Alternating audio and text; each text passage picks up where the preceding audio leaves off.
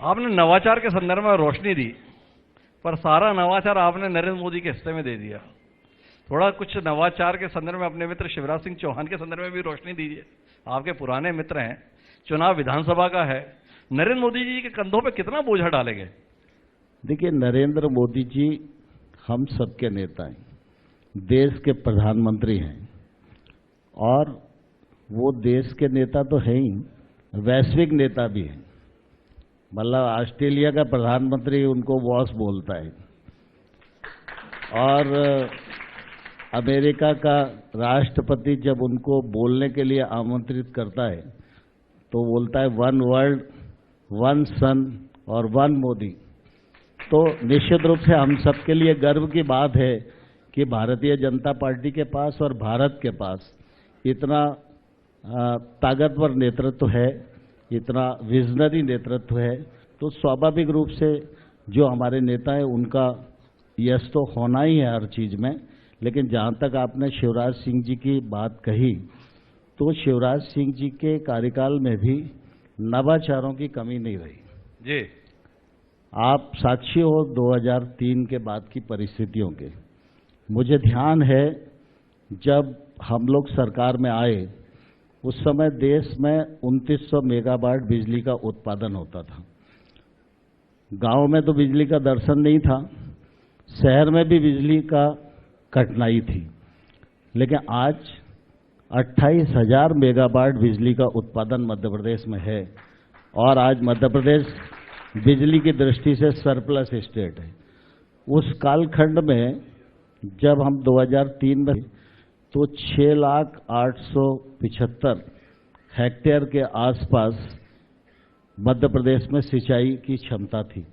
आज 46 लाख हेक्टेयर में सिंचाई हो रही है, और आने वाले कल में अगले कार्यकाल में भारतीय जनता पार्टी की सरकार 65 लाख हेक्टेयर में सिंचाई क्षमता सृजित करेगी। इसको हम लोग लक्ष्य को लेकर काम कर रहे हैं। जहां तक गरीब कल्याण और जन कल्याण की बात है, तो मैं आपको दो चीजों का ही जिक्र करना चाहता हूं।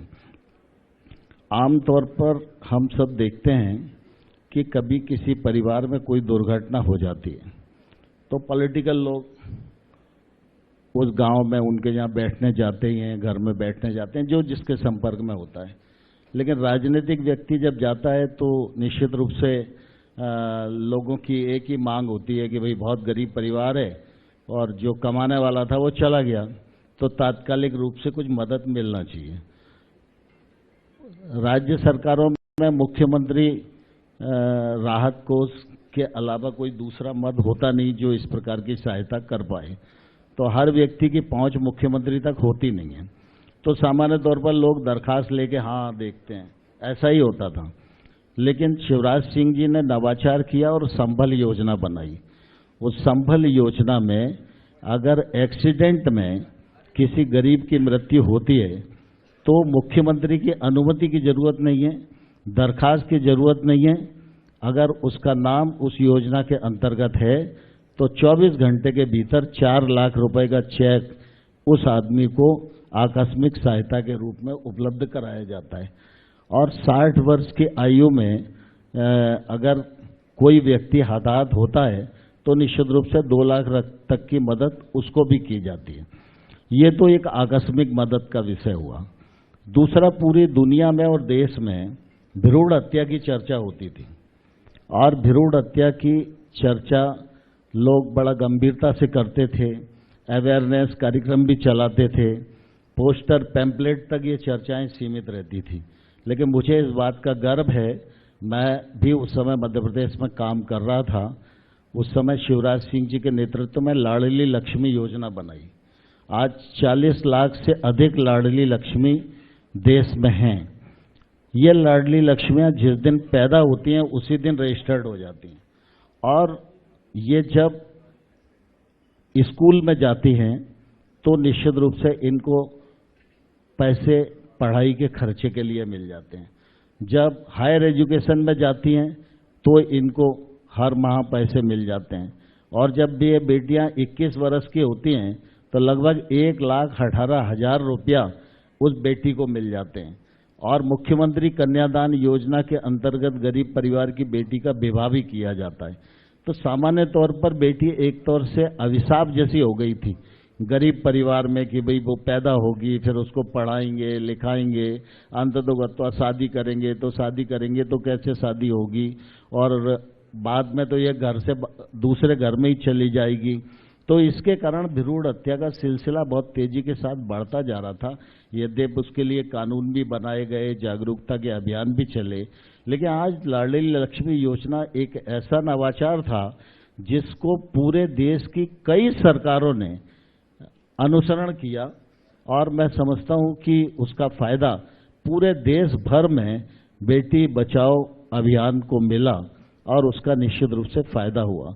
एक और मैं जिक्र करना चाहता हूं, कुपोषण की भी चर्चा इसी दृष्टि से होती है।